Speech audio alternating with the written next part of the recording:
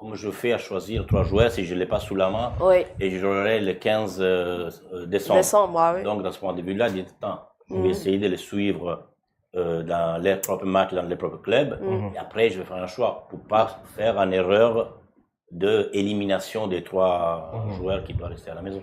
Et comment vous trouvez cette décision de la FIFA, le fait de permettre de libérer les joueurs une semaine avant la CAN, le 15 novembre?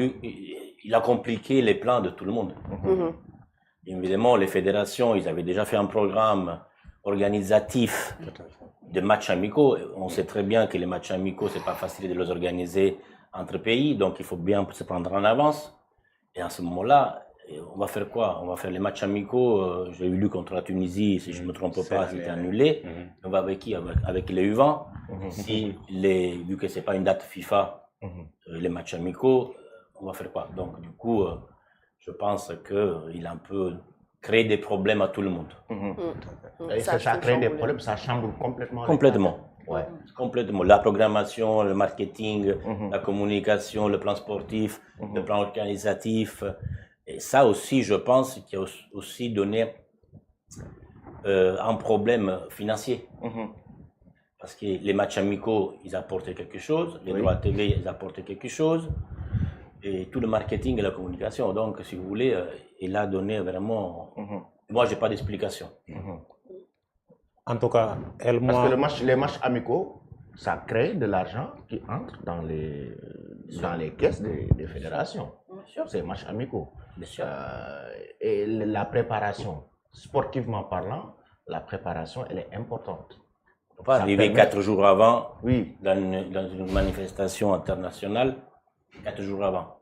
Vous jouez Tottenham, Liverpool, je ne connais pas les matchs, et 4 jours après, vous devez jouer le 19... la CAN.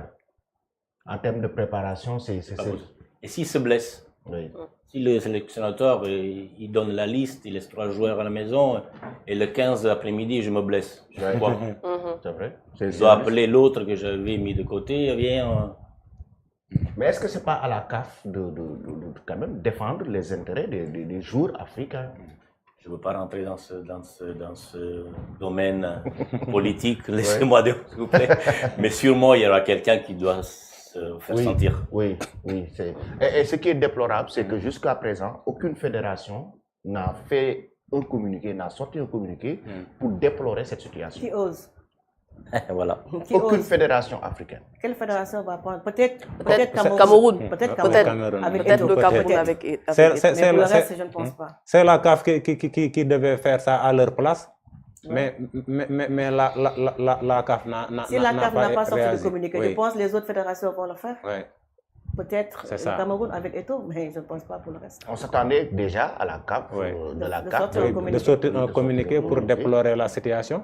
Même au niveau des fédérations africaines, au moins, de se dire que cette situation, elle est déplorable.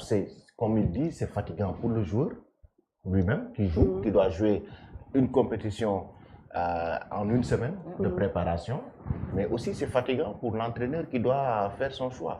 Donc on peut comprendre la position de Pape Thiaw qui n'a pas encore dévoilé sa liste le 15, parce que les joueurs seront libres le 15 décembre. Mais quand même, ce n'est pas une raison quand même d'attendre jusqu'après le tirage. Comme les autres nations l'ont fait, Pape Thiaw aussi devait publier sa liste bien avant. Mais peut-être aussi, il faut comprendre, comme Teneng l'a expliqué tout à l'heure, le communiqué de la FIFA... Il y a eu vraiment beaucoup de changements. Mais le Bénin a dévoilé sa liste hier. Oui, mais le Bénin n'est pas aussi le Sénégal, Lamine. Le Bénin n'est pas aussi le Sénégal. Avec tout le respect avec tout le respect que j'ai pour l'équipe béninoise, mais aussi il faut savoir que le Bénin n'est pas du tout aussi le Sénégal. Le Sénégal est très attendu quand même durant cette compétition-là. Donc, comme Fabio, excusez-moi, vient de le dire, il peut y avoir aussi des blessures, on ne le souhaite pas. Donc, imaginez-vous des blessures et après l'entraîneur est là à trouver en fait quelqu'un qu'il avait mis de côté. Donc, vraiment, le communiqué de la FIFA a tout chamboulé de ce fait. Certainement aussi, Pape, il a revu un peu son calendrier pour la publication de cette liste. Oui, parce que dans un communiqué même, Everton a annoncé qu'Iliman Ndiaye et Gana Gueye rejoindront la tanière des Lions le 15 décembre. Ils participeront ainsi au match qui opposera Chelsea à Everton le 13 décembre avant de rejoindre la tanière. Donc le 13, c'est la même chose pour Habib Diarra qui jouera aussi le 13 de la FIFA. Oui. Mais je ne vois pas, excusez-moi, je rentre un peu dans le discours. C'est où le problème? Pourquoi créer une discussion si je sors la liste ou je ne sors pas la liste? On est un moyen aujourd'hui au Sénégal, ou tous les pays, de la sortir après. Moi, je prends mon avantage et j'en sortirai après. C'est-à-dire que tu as le temps d'encore... J'utilise tous mes moyens pour faire mon choix au mieux. Pourquoi je dois avoir la pression? Je dois me dire, ah non, je dois sortir avant tout le monde. Plus qu'il y a des championnats durant le week-end. Et par mesure même de précaution, il peut y avoir des blessures. J'utilise toutes mes chances de faire un choix correct et le meilleur. Pourquoi se précipiter à sortir après, il faut se tromper même après, attention, mais au moins, j'essaye. Déjà. Et c'est très important. Pour moi, comme Fabio vient de le dire, il n'y a pas vraiment en fait de quoi fouetter un chat. Il peut patienter à nous. Juste après le tirage au sort de la Coupe du Monde, il peut publier la liste, peut-être même lundi ou bien le mardi. C'est à lui de voir. C'est à lui de voir, donc c'est la publication qui est attendue par... Même s'il publie cette liste-là, certains joueurs ne vont pas être là. C'est-à-dire ils vont attendre jusqu'après même le 15 pour pouvoir rejoindre la tanière. Donc, même pour la remise de drapeau, maintenant, il paraît que c'est entre le 15 et le 18, c'est ce que je voulais préciser. Voilà, donc le regroupement débutera à partir du 15. Pour ça ici. Oui, normalement, la préparation et les joueurs sont attendus à Tanger le 18. Donc, tout juste après la remise du drapeau. Donc, apparemment, la préparation sera 3 à 4 jours à Dakar. C'est pas une préparation. Ça, c'est un regroupement pour aller récupérer le drapeau et partir à Tanger. J'espère qu'ils auront un vol direct. Bien sûr, j'espère. C'est Dakar-Tanger, pour éviter les escales et autres. Vol spécial peut-être. Voilà, pour avoir une bonne préparation. Déjà que c'est un peu, c'est quelques jours. Et le Sénégal va jouer le 23, Inch'Allah. Donc entre le 15, le 18 et le 23, donc voilà. C'est juste quelques jours, moins d'une semaine même. C'est juste quelques jours, donc j'espère qu'ils auront en fait un vol spécial Dakar-Tanger. Effectivement. Alors, comme en 2019, avec Sadio Mané, El Hadji Malick Diouf a manqué le premier match des Lions à la CAN 2025, le latéral gauche sera donc suspendu face au Botswana, donc pour cumul de cartons pendant les éliminatoires. Donc le Sénégal, confronté à de nombreuses blessures de joueurs, n'a pas donc publié sa liste de joueurs convoqués pour la CAN 2025, mais il sait déjà qu'il devra passer l'un de ces éléments donc de taille. Il s'agit de El Hadji Malick Diouf, qui est un arrière gauche quand même très talentueux, donc qui a fait ses preuves dans cette équipe du Sénégal, donc qui va manquer cette confrontation face au Botswana le 23 décembre prochain. C'est un coup dur pour le Sénégal, un coup dur juste pour El Hadji Malick Diouf, Lamine, qu'on sait quand même qui est un très bon joueur. Exact. Maintenant, excuse-moi, Lamine Diaye, je pensais que les cartons étaient effacés si on allait, même durant l'éliminatoire. Ça compte. Ça compte.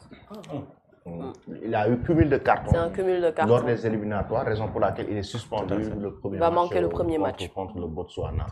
C'est durant la compétition, lorsque par exemple, en huitième, et c'est là, voilà.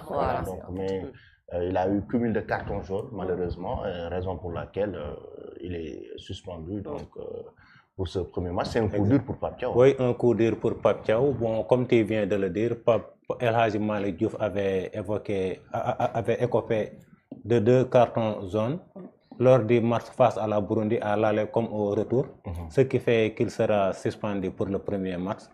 Bon, c'est un joueur sur qui Pape Thiaw compte énormément. Là aussi, d'habitude, si El Hadji Malick Diouf était absent, c'est Ismaël Jacob qui jouait à sa poste. Ismaël Jacob aussi s'est blessé, il est incertain. N'empêche que Pape Thiaw a les moyens pour pallier à cette absence-là. Il y a d'autres défenseurs aguerris qu'il a à sa disposition. Espérons qu'il aura... Comme qui? Bon, il y a... Imboji du Sparta. Bon. Imboji. Abdou Diallo, quand même, je ne pense pas qu'il le convoque. Si l'on sait... À mon avis, il y a un très bon joueur qui joue au Spartak. Moscou? Non, Prague. Il parle de Youssouf Mbodj. Oui, Youssouf Mbodj, effectivement. Qui l'a remplacé d'ailleurs. Oui, bien sûr, c'est lui qui l'a remplacé. Il a fait le même parcours. Exact. C'est un jeune qui, au premier match de Champions League, il a marqué 2 buts. Oui. Bien évidemment, c'est un jeune, c'est sa première saison, entre guillemets, à haut niveau. Il a des grosses marges de progression. Je pense que lui peut avoir sa chance aussi de venir en sélection. en sélection. Comme Pape Thiaw ne l'avait pas testé, je ne pense pas